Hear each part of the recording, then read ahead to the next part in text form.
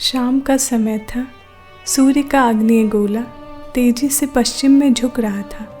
हमारे ऊँट धीरे धीरे कदम उठा रहे थे। मैं किसी उचित स्थान पर पहुंचकर डेरा डालने के लिए बेचैन था। एकाएक हमारा काफिला विशाल घाटी में दाखिल हुआ। यह घाटी पूर्व से पश्चिम तक फैले हुए पहाड़ियों के बीच में स्थित थी। वे पहाड़ियाँ बिल्कुल निर्जन थी। हर ओर एक भयानक शांति छाई हुई थी।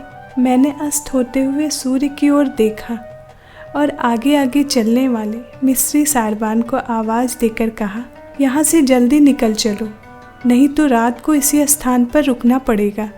फिर मैंने पीछे मुड़कर अपने पीछे आने वाले 2 और सारबानों को यही कहा, लेकिन जवाब देने के बजाय वे चुप रहे। फिर उन्होंने अपने अपने ऊँटों का रुख फेरा और एक जगह जमा हो गए। मैं विस्मय और गुस्से की नज़र से उन्हें देख रहा था। क्या बात है, आगे क्यों नहीं बढ़ते? मैंने चिल्ला कर कहा। श्रीमान, हम आगे नहीं जाएंगे। इस बार तीनों ने एक स्वर में उत्तर दिया। क्यों? इस क्यों का उत्तर उनके पास नहीं था, लेकिन मैं फौरन समझ गया कि वे सहमे सहमे से हैं और बार बार भयभीत नज़रों से घाटी की ओर देख रहे थे। क्या तुम्हें इस घाटी में जाने से डर लगता है? मैंने पूछा। क्या नाम है इस घाटी का? श्रीमान, हम कुछ नहीं जानते, वृद्ध सारबान ने उत्तर दिया। हमें केवल इतना पता है कि हमारे पूर्वजों ने रात के समय इस घाटी में जाने से मना किया है। हम इस घाटी का नाम भी नहीं जानते। हमने सुना है कि यहाँ कोई जादूगर रहता है।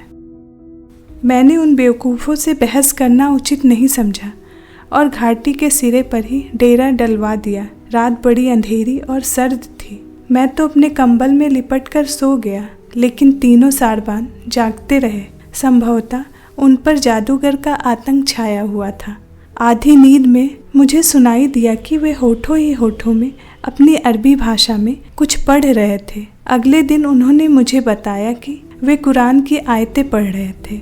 रात को जिस समय भी मेरी आँख खुली, मैंने उन्हें आग के पास बैठे हुए और कुछ बुदबुदाते हुए पाया।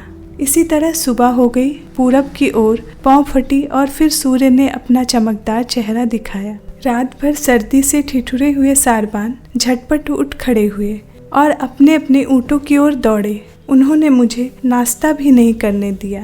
कहने लगे कि वे दिन ही दिन में इस घाटी को पार करके किसी सुरक्षित स्थान पर पहुंच जाना चाहते हैं। मैं उनकी दया पर था। अधिक बहस करने या धमकाने से आशंका थी कि वे मुझे छोड़कर न चले जाएं, इसीलिए चुपचाप अपने ऊँट पर सवार होकर उनके साथ हो लिया। मैंने महसूस किया कि वे असाधारण रफ्तार से अपने ऊँटों को दौड़ा रहे थे और उनमें से कोई भी व्यक्ति पीछे रहना पसंद नहीं कर रहा था। नतीजा यह हुआ कि वे आगे निकल गए और मैं उनसे काफ़ी पीछे रह गया। ठीक दोपहर के समय हम सुस्ताने के लिए एक जगह पर रुके। मेरे चारों ओर चटियल पहाड़ियाँ ही पहाड़ियाँ थी या रेत के बड़े बड़े ढूहे। कहीं कहीं जानवरों के ढांचे भी दिखाई दिए। पूरा वातावरण और दृश्य इतना विचित्र और रहस्यपूर्ण था कि सूर्य के प्रकाश में भी अपने आप को इस वातावरण से घिरा पाकर भय सा लग रहा था। तीनों सारबान आशा के विपरीत चुप थे। उन पर घबराहट और भय छाया हुआ था। मैं जान गया कि भय की यह हालत किसी कारण के बिना नहीं और उनकी जुबानें खुलवाने का एकमात्र तरीका यही था कि उन्हें चमकते सिक्कों की झलक दिखाई जाए। अतः मैंने अपने बटुए से चांदी के कुछ सिक्के निकाले और उनसे खेलने लगा।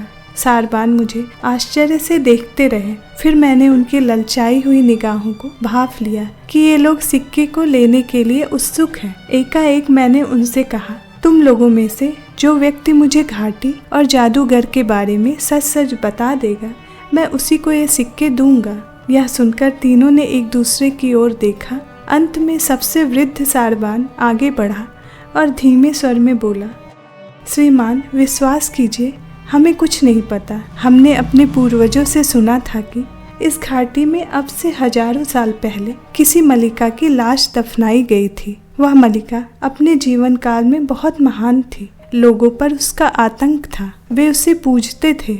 फिर ऐसा हुआ कि मलिका के पति ने उसे जहर दे दिया और उसका एक हाथ काट डाला। वह मर गई तो इस घाटी में किसी जगह उसे दफन कर दिया गया। हजारों वर्ष बीत गए पर वह अभी तक मिस्रियों से नाराज है। वह बहुत बड़ी जादूगरनी थी। जो कोई इधर से रात के अंधेरे में गुजरता है उसे वह मार डालती है, कोई उसके हाथों से बच नहीं पाता। दूसरे सारवान इसके समर्थन में गर्दन हिला रहे थे। क्या तुम में से किसी ने उसका मकबरा देखा है? नहीं जनाब, कभी नहीं देखा। इधर तो सदियों से कोई नहीं आया। अब ये सिक्के मुझे दे दीजिए और यहाँ से जल्दी निकल चलिए। सूर्य छिपने के बाद यहाँ रुकना खतरे से खाली नहीं, वह हम सबको गला घोंटकर मार डालेगी। अंतिम वाक्य कहते हुए वह वृद्ध सारवान भय से कांपने लगा। सच तो यह है कि मेरे बदन में भी हल्की सी कपकपी दौड़ गई। फिर भी मैं नकली हंसी हंसने लगा और बोला, डरो नहीं, मैं भी बहुत बड़ा जादूगर हूँ। वह मेरी उपस्थिति में तुम पर हमला नहीं करेगी।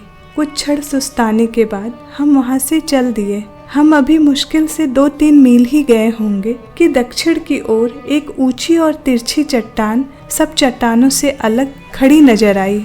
उस चट्टान में ऐसा आकर्षण था कि मैं उसे देखने के लिए रुक गया। वह पूरी चट्टान, जो मेरे अनुमान के मुताबिक 300 फुट ऊंची थी, एक दैत्याकार मिस्री स्त्री के रूप में ढली हुई थी।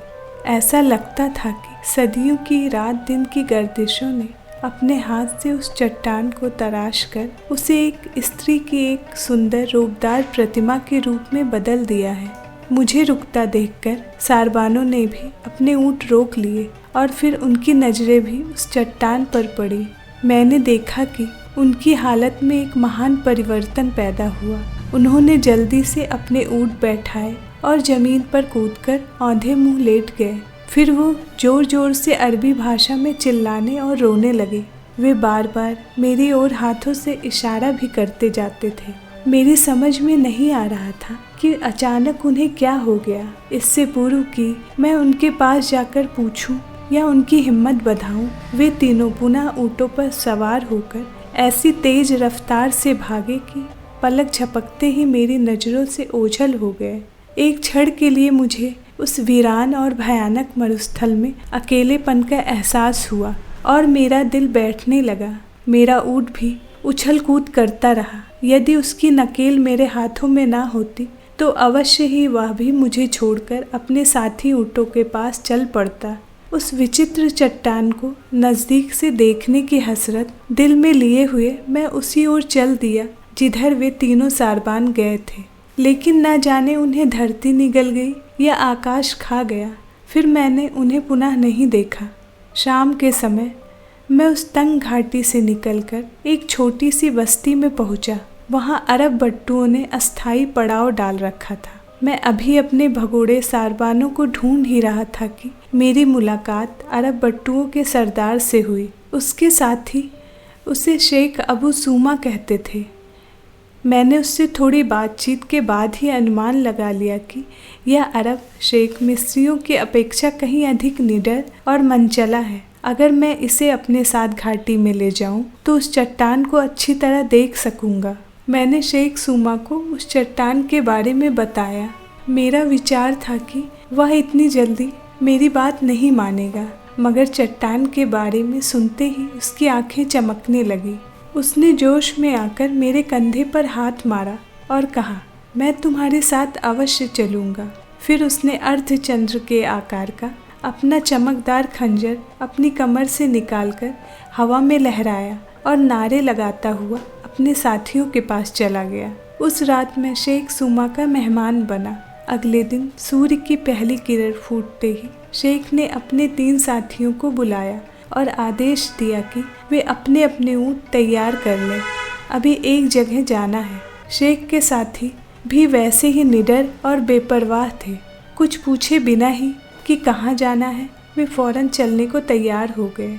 एक बार फिर मैं धड़कते दिल के साथ उस रहस्यमयी घाटी की ओर जा रहा था, उसको देखने के लिए जो दूर से किसी स्त्री की दैत्याकार प्रतिमा दिखाई देती थी। जब तक मेरे अरब साथी घाटी में प्रविष्ट नहीं हुए, उनका जोश और चुस्ती प्रशंसनीय थी। लेकिन जैसे ही उनके ऊँटों ने घाटी में कदम रखा, वे अपने आप ही चुप हो गए और भयभीत नज़रों से आसपास देखने लगे। मेरी भी यही हालत थी।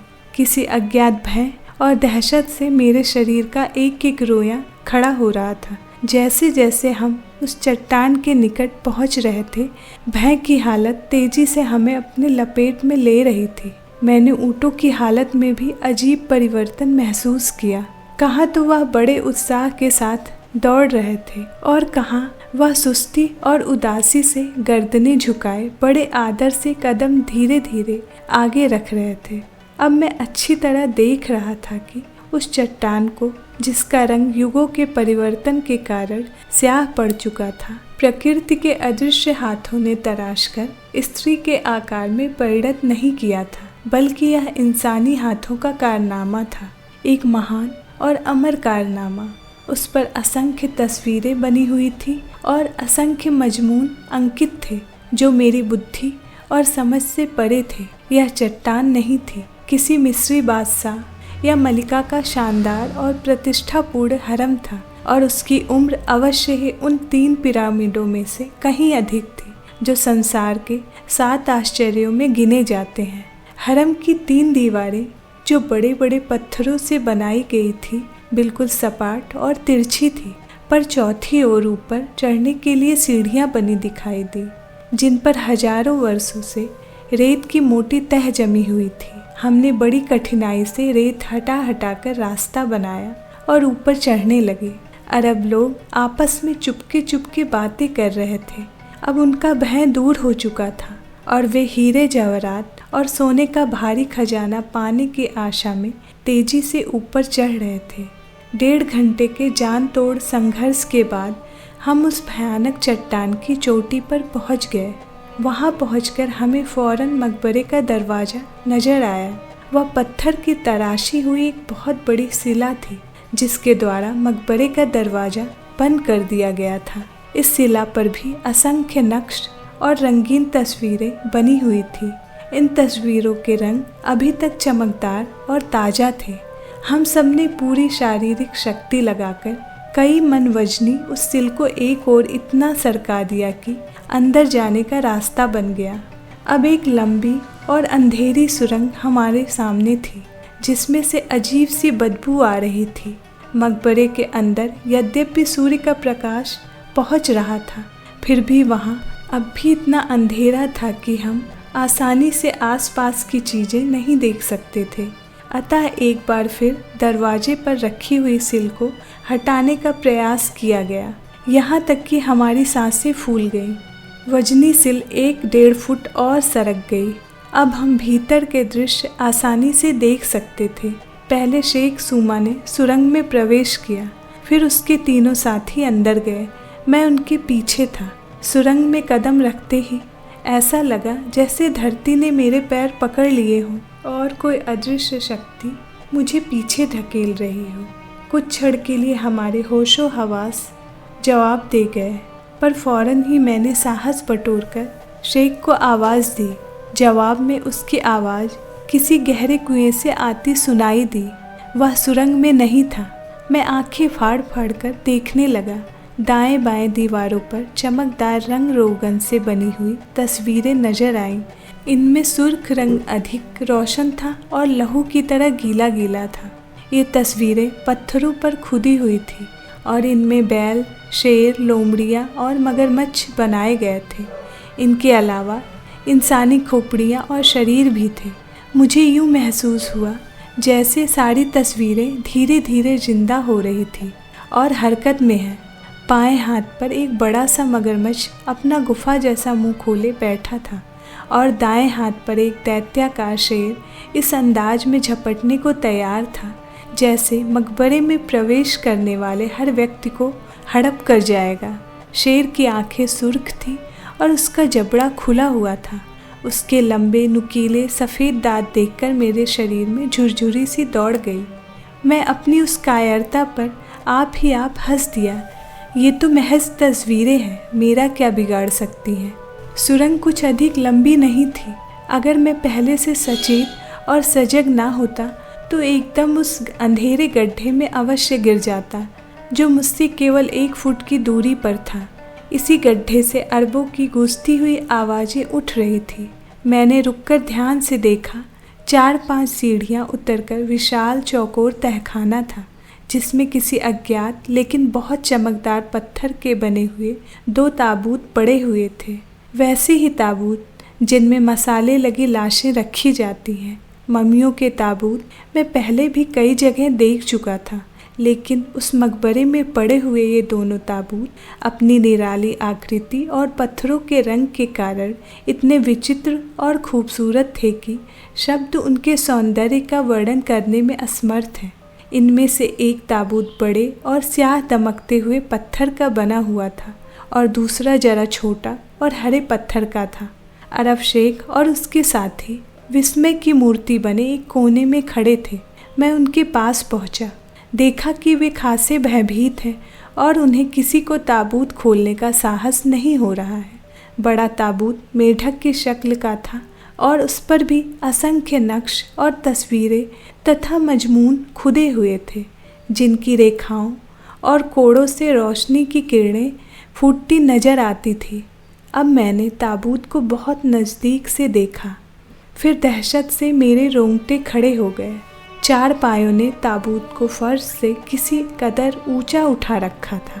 पाए हरे पत्थर के थे, लेकिन उन पर बहुत बारीक सुर्ख सुर्ख धारियां सी चमकती नजर आ रही थी। पायों का निचला भाग किसी गीदड़ या लोमड़ी के पंजों की तरह था और हर पाए पर सुनहरे रंग का एक अजगर लिपटा हुआ था। उन अजगरों की आंखें सुर्ख थी। ताबूत के नक्शों में से रोशनी फूटने का कारण वे हीरे जवाहरात थे जो इन नक्शों के अंदर जड़े हुए थे।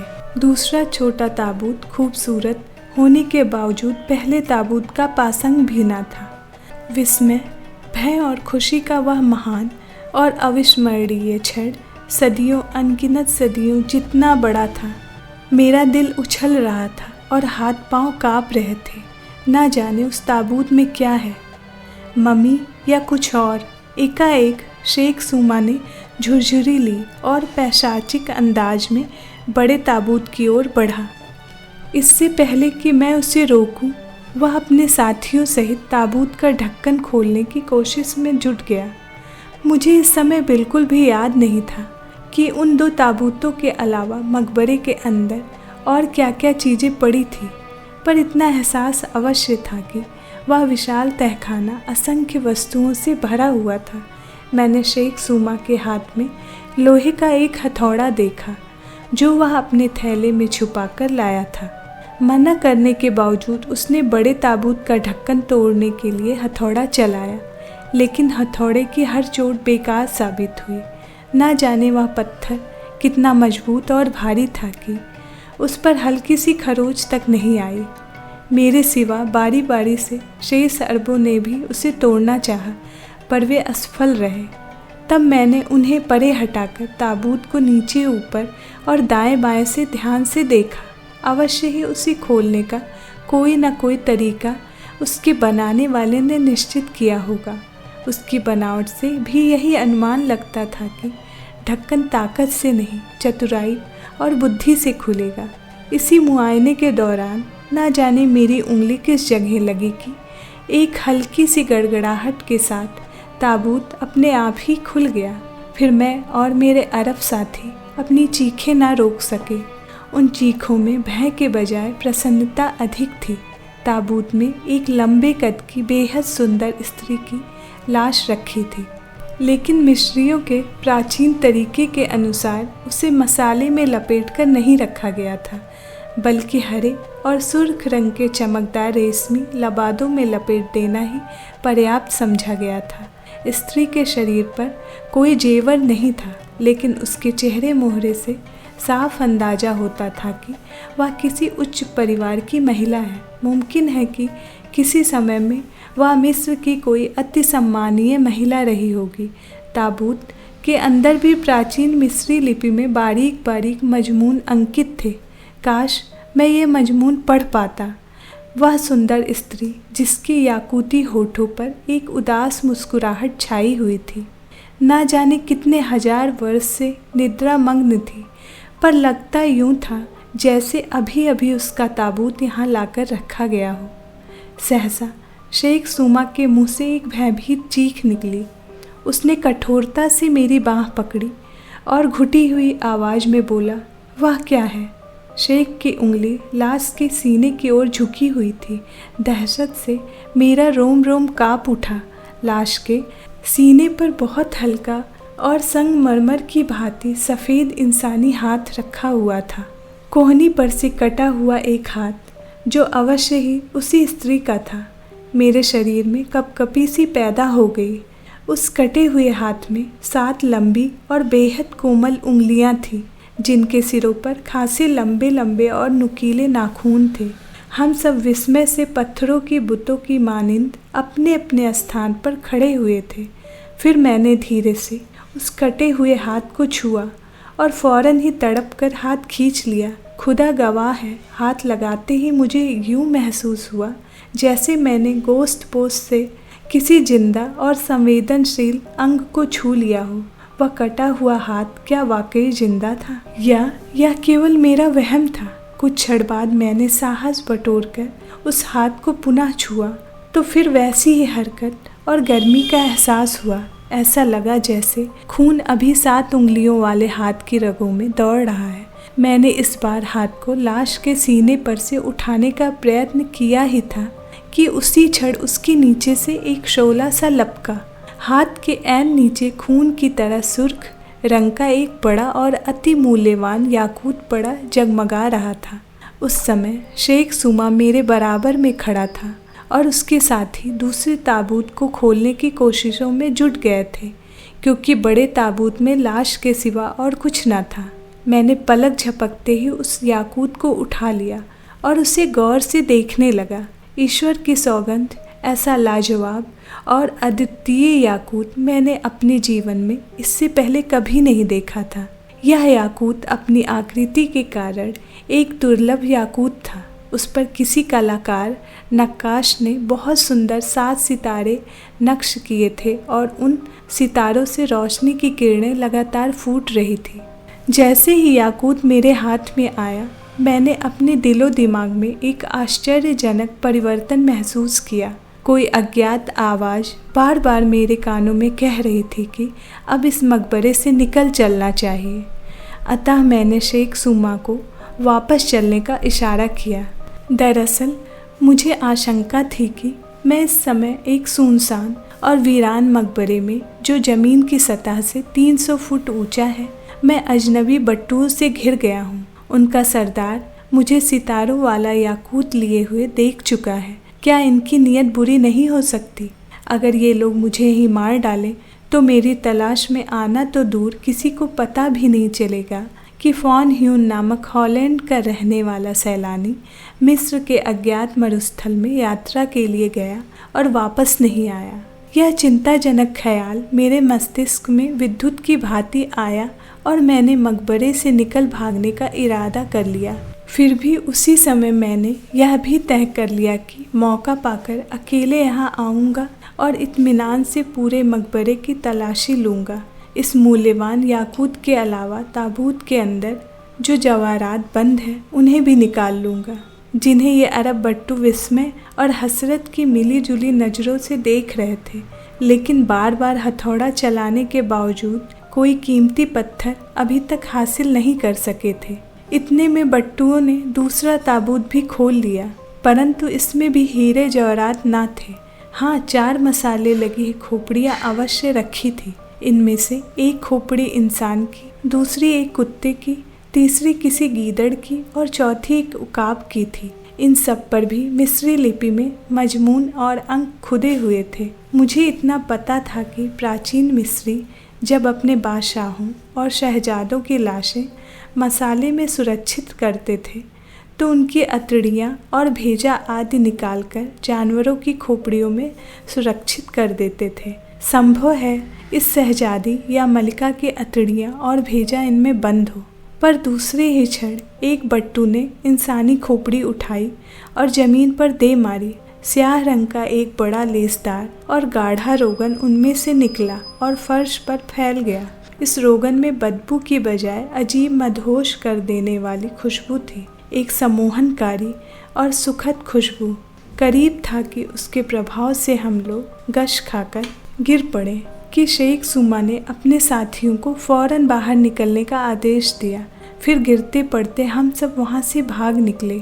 बाहर आकर जब रेगिस्तान की गर्म और स्वच्छ हवा में हमने सांस ली तो जान में जान आई। एक बार फिर उसी परिश्रम और कठोर प्रयत्न के साथ पत्थर की शिला मकबरे के दरवाजे पर सरकाई गई, लेकिन मैंने होशियारी से इतनी गुंजाइश अवश्य रखी कि आवश्यकता के अनुसार दोबारा आकर उसमें प्रवेश कर सकूं। अब मैं अपने अरब साथियों के साथ जल्द से जल्द इस मनहूस स्थान से विदा हो जाना चाहता था, क्योंकि उनका शेख बार बार ललचाई नज़रों से मेरी उस मुट्ठी की ओर ताक रहा था जिसमें 7 सितारों वाला याकूत दबा हुआ था। दरअसल वह मुझसे इस बारे में कुछ कहना चाहता था, लेकिन इस डर से कि उसके साथी भी हिस्सा पाने के लिए तकरार ना करें, खामोश था। चट्टान पर चढ़ना इतना कठिन नहीं था जितना नीचे उतरना। आगे आगे 3 अरब थे और उनके पीछे शेख सूमा। अभी हम चट्टान के बिल्कुल बीच में ही थे कि एक बट्टू का पैर फिसला और वह एक भयानक चीख के साथ 150 फुट नीचे जमीन के करीब एक दूसरी चट्टान पर जा गिरा। गिरते ही उसके प्राण निकल गए। इस दुर्घटना का क्या असर हमारे दिमाग पर हुआ यह बयान से बाहर है। बाद में मरने वाले के 2 साथियों ने बताया कि उन्हें ऐसा एहसास हुआ था कि जैसे उसे किसी अनदेखे हाथ ने धक्का दिया हो। मरने वाला बट्टू वही था जिसने ताबूत में से खोपड़ी निकालकर फर्श पर दे मारी थी, और अब हे भगवान, खुद उसका सिर चट्टान से टकराकर टुकड़े टुकड़े हो चुका था और उसके भेजे के टुकड़े खून में लिथड़े हुए इधर उधर बिखरे हुए पड़े थे। शेख सुमा भी इस दुर्घटना से बेहद भयभीत नजर आया। फिर भी उसने अपने साथियों को हिदायत दी कि मरने वाले की लाश उठाकर कुछ दूर ले जाएं और रेत में दबा दें। यह कहकर उसने मुझे ऊँट पर बैठने का इशारा किया और स्वयं भी वह अपने ऊँट पर सवार हो गया। हम पड़ाव की ओर चल पड़े। मेरा ख्याल था कि शेख इस अवसर से लाभ उठाकर याकूत के बारे में कुछ कहेगा, लेकिन आशा के विपरीत वह चुप ही रहा। उसकी यह खामोशी मेरी परेशानी का कारण बन गई। फिर भी मैं हर दुर्घटना और आक्रमण के लिए तैयार था। हम लोग देर तक यात्रा करते रहे। पड़ाव अभी भी बहुत दूर था और सूरज देखते ही देखते हमारे सिरों से गुजरकर पश्चिम की गोद में शरण लेने के लिए दौड़ा आ रहा था। हर ओर भयानक शांति छाई हुई थी। कुछ दूर दक्षिण के आकाश पर कुछ गिद्ध मंडरा रहे थे। शेख सुमा के साथी अपने साथी की लाश दफनाकर अभी तक वापस नहीं आए थे, अतः उनकी प्रतीक्षा में हमें एक स्थान पर रुकना पड़ा। समय बीतता गया। सूरज कभी का अस्त हो चुका था। आकाश पर तारे झिलमिलाने लगे, लेकिन शेख सुमा के दोनों आदमी वापस न आए। वह बेचैनी से टहलता और मेरी ओर आग्नेय नेत्रों से घूरता जा रहा था, जैसे इस सारे नुकसान और तबाही का जिम्मेदार मैं ही था। इधर मैं भी अपने लबादे के अंदर लंबा खंजर छुपाए प्रतीक्षा कर रहा था कि कब वह मुझ पर हमला करे। आखिर दूर से ऊँटों के दौड़ने की आवाज़ हमारे कानों में पड़ी। फिर अंधेरे का सीना चीरते हुए 2 ऊँट हमारी ओर आते हुए दिखाई दिए, लेकिन उन दोनों ऊँटों में से एक ऊँट की काठी खाली थी। तब फिर दूसरे ऊँट का सवार कहाँ था? शेख सुमा के 2 आदमियों में से केवल एक ही व्यक्ति वापस लौटा था। आने वाले ने जल्दी से ऊँट बिठाया और छलांग लगाकर नीचे उतरा। उसकी सांस पूरी तरह फूली हुई थी।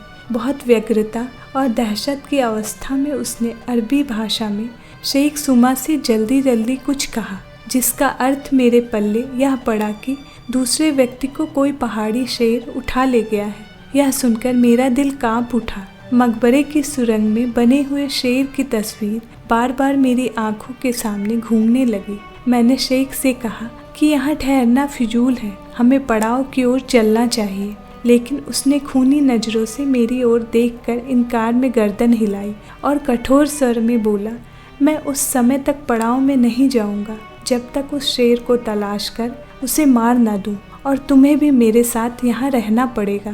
क्या मैंने तुम्हारा साथ नहीं दिया? मैं खून के घूंट पीकर चुप रह गया, लेकिन शेख और उसके साथी का दुख दूर करने के लिए मैंने जेब से सोने के कुछ सिक्के निकाले और उनकी ओर बढ़ा दिए। मैंने कहा, मुझे खेद है शेख कि तुम्हारे 2 आदमी मेरे कारण अपने प्राणों से हाथ धो बैठे, लेकिन जो पैदा होता है उसे एक ना एक दिन मरना तो है ही। मौत का वक्त कभी नहीं टलता। यह रकम तुम मृतक लोगों के संबंधियों को दे देना। सोने के सिक्के देखकर शेख सुमा और उसके साथी की आंखें लालच से चमक उठी और उनके चेहरे पर फैले हुए अप्रिय भाव के चिन्ह किसी हद तक दूर हो गए। मैं देर तक इसी तरह की चिकनी चुपड़ी बातें करता रहा। फिर भी मैं डर रहा था कि इन वहशी बट्टुओं का क्या भरोसा। आधी रात तक हम जागते और बातें करते रहे। फिर शेख सुमा और उसका साथी एक ओर हटकर लेट गए। मैं भी कुछ फासले पर एक टीले के साथ लगकर बैठ गया और मन में निश्चय कर लिया कि चाहे कुछ भी हो, एक पल के लिए भी अपनी पलकें नहीं झपकाऊंगा। शेख अपने साथी से चुपके चुपके ना जाने क्या कह रहा था, जिसे मैं ठीक तरह से ना तो सुन सका और ना समझ सका। एकाएक उस मटमैले अंधेरे में सफ़ेद सफ़ेद कोई चीज़ चमकी और मैंने देखा कि यह वही 7 उंगलियों वाला हाथ है जो अरब बट्टू अपने सरदार शुमा को दिखा रहा था। मैं उनकी बातें सुनने के लिए खिसककर और आगे आ गया। वह शेख से कह रहा था, यह हाथ कितना खूबसूरत है, मैं इसे किसी अमीर के हाथ बेच दूंगा। तुम इसे क्यों उठा लाए कमबख्त? शेख ने दबे स्वर में अपना क्रोध प्रकट किया। शेख, मैं इसे उठाकर नहीं लाया था, इसे उठाकर तो वह लाया था जिसका पैर चट्टान से फिसलकर गिर गया और जिसे दफनाने के लिए हम पीछे रह गए थे। यह हाथ उसी के कपड़े में घुसा हुआ था। अवश्य ही वही इसे मकबरे से उठाकर लाया होगा। यह सुनकर मेरा कलेजा बैठने लगा। तरह तरह की आशंकाएं मेरे मस्तिष्क में सिर उठाने लगी। मुझे याद आया कि कटा हुआ यही हाथ इस सितारों वाले याकूत की रक्षा कर रहा था। क्या इसमें कोई तिलस्म छुपा है? इस याकूत का महत्व क्या है? यह हाथ किस लिए काटा गया? लाश किसी स्त्री की थी। वह अवश्य कोई सम्मानित महिला या शहजादी थी। काश मैं उसके ताबूत के लिखे हुए मजमून को पढ़ पाता। मैं इन्हीं विचारों और कल्पनाओं में खोया हुआ था कि शेख और उसके साथी की खर्राटों की आवाज़ें सुनाई देने लगी। वे सो चुके थे, तो क्या अब मुझे भी सो जाना चाहिए? लेकिन ऐसा करना मूर्खता होगी। मैं भाग कर जाऊँगा कहाँ? यह लोग मुझे जिंदा नहीं छोड़ेंगे। इन सभी बातों को सोचकर मैंने स्वयं को भगवान भरोसे पर छोड़ दिया। रात चींटी की तरह रेंग रही थी। वातावरण में नमी बढ़ती जा रही थी, यहाँ तक कि कुछ देर के बाद मैं सर्दी से कांपने लगा। उसी अवस्था में मेरी पलकें भारी होने लगी। मैंने जागने का भरसक प्रयास किया, लेकिन व्यर्थ। आंखें अपने आप बंद हुई जा रही थी। मुझे ख्याल आया कि अगर मैं सो गया और इस दौरान शेख सुमा ने जागकर याकूत चुराना चाहा, तो मुझे बिल्कुल पता नहीं चलेगा याकूत को कहाँ छिपाऊं। कोई तरीका मेरे मस्तिष्क में नहीं आया। विवशता मैंने दाएं हाथ की मुट्ठी में उसे सख्ती से भींचा और यह हाथ अपनी बगल में दबाकर सो गया। आँख खुली तो सूरज आसमान पर पूर्ण आव ताव से चमक रहा था। मैंने आंखें मलकर इर्द गिर्द का जायजा लिया। फिर जैसे रगों में दौड़ता हुआ खून जमने लगा। मेरी पीठ की ओर शेख सुमा की लाश चित्त पड़ी थी। उसका साथी चारों ऊँटों सहित न जाने कहाँ गायब हो गया था। सबसे पहला विचार मेरे दिमाग में यही आया कि शेख के साथी ने ही उसे मार दिया है, लेकिन गौर से देखा तो मामला कुछ और ही था। शेख सुमा की आंखें उबली हुई थी और चेहरा बिल्कुल स्याह पड़ चुका था। उसका मुंह भयानक अंदाज में खुला हुआ था और जीभ आधी से अधिक बाहर निकल आई थी। ऐसा लगता था कि जैसे अति यातना की हालत में उसने अपने प्राण दिए हैं। फिर मैंने उसके गले पर उंगलियों के गहरे निशान देखे। ये निशान सुर्ख रंग के थे और उनकी संख्या 7 थी। इस रहस्योद्घाटन से मेरी जो दशा हुई उसे किस तरह बयान करूं? दिमाग ने काम करना छोड़ दिया। मैं वहां बैठे बैठे बुरी तरह कांपने और लरजने लगा। कुछ क्षण यही मेरी दशा रही। फिर अचेतन रूप से मैं पुनः शेख सुमा के लाश पर झुका और उन सुर्ख निशानों को ध्यान से देखने लगा। निसंदेह यह उसी कटे हुए हाथ का कारनामा था, लेकिन क्या कटे हुए हाथ किसी ताकतवर इंसान का गला घोट सकते हैं? सहसा एक अजीब बात हुई।